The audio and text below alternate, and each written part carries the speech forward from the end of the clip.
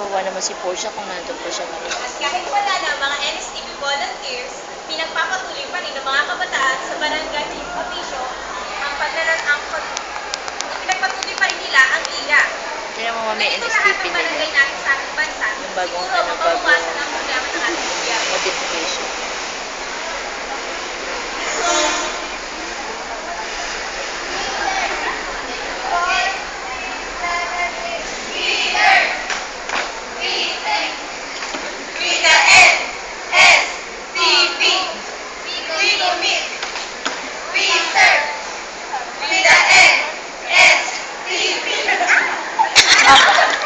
Okay, let's give them 3 clap and say